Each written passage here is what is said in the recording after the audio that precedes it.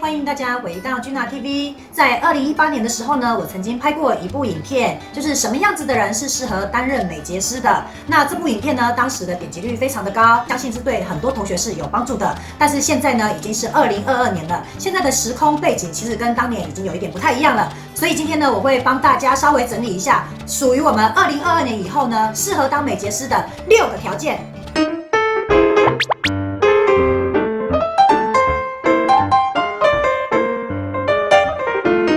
美睫师到底要有哪些要素呢？第一点，一定要眼睛看得见。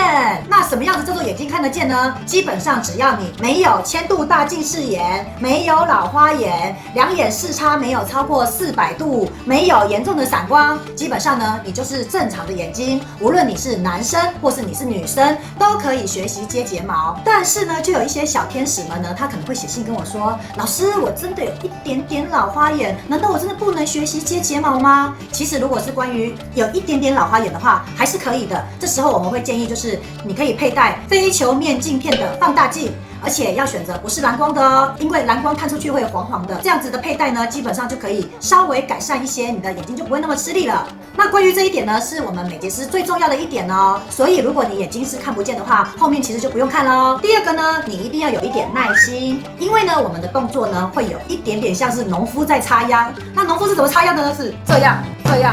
一直重复一直做啊。那我们接睫毛的动作分成，就是把毛打开，把毛粘上去，这样的动作反复一直重复。假设我今天是帮客人做单根式200根这个影像的话呢，那我就是刚刚说的这一组动作重复200次。所以有耐心呢是一件非常重要的事情。虽然我们现在2022年已经有非常多的一些美睫的工具，例如说3叶草睫毛或者是美人鱼睫毛，来帮助大家做一个科技的农夫。但是呢，其实我们的基本功还是很重要的，所以耐力就会变得很重要哦。第3点呢，就是你要对美的事物非常的有兴趣哦。例如说像我本人啊，我除了喜欢接睫毛以外，我还喜欢做美甲、打医美啊，或者是化妆啊，除毛啊，非常多啦。反正就是要对美的事情是非常有兴趣的。那也有非常多同学呢，他是喜欢例如说美容护肤啊，或者是穿搭衣服啊，或者是喜欢买名牌包啊等等类的，就是让自己呢就是走在流行时尚，又或者是呢做很多事情会让自己变漂亮的事情，这些呢都是属于爱漂亮的性格。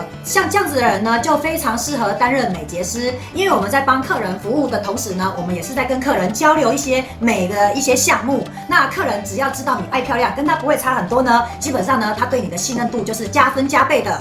所以呢，爱漂亮是一件非常重要的特质哦。第4点呢，就是你一定要非常想要赚钱。因为我带过太多的美睫师，一开始呢都是缺钱的，所以都会认真工作。但是到后期呢，可能有赚到一点钱之后，就开始人会懒惰啊，然后会不想接客人啊，客人放鸽子就想要把这个客人给放生掉啊，等等类的，开始对自我没有要求。那我们在工作的时候呢，其实很切记就是会偷懒怠惰，因为我们做工作室，我们是自己当自己的老板。如果你自己呢不监督你自己啊，那就没有人会监督你。所以呢，只有一个方法，就是你非常想赚钱，你就会每天时时刻刻一直督促自己认真做客人。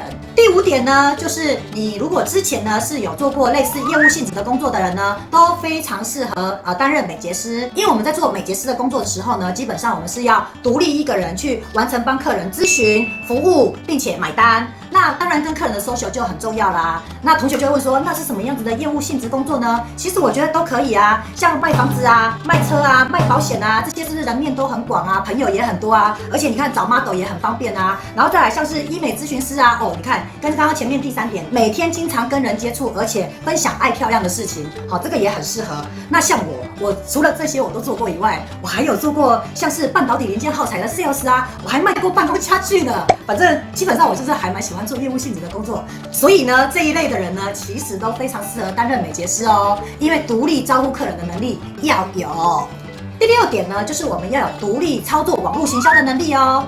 因为啊，现在的美睫业已经跟以前不太一样了啊。像我们现在呢，其实我们是新手刚创业的过程当中，是不可能在人来人往的大马路中间呢，租一个很漂亮的店面，然后去招揽客人这样子，因为那样的成本实在是太高了。所以呢，我们一定要透过网络行销来帮我们去找到我们的基本盘。有蛮多人的小工作室呢，它会隐藏在巷弄之间，又或者是在家里自己做。那我们被客人看到的能力就要很强，透过网络行销来让客人认识我们，然后找到我们，并且来让我们来做操作。作，这样我们才会有钱赚啊。虽然你没有很会做网络行销，但是你一定要具备不排斥做网络行销，并且有心学习、耐心制作，这样持续性的一直做网络行销呢，就可以提高客人看到我们的能力喽。以上6点呢，就是我整理出来适合当美睫师的6大条件。那我今天也补充了蛮多重点的哦，希望这些重点呢对你是有帮助的哦。Gina TV，我们下回见，拜拜。Hello，小天使们，如果你喜欢我的影片，请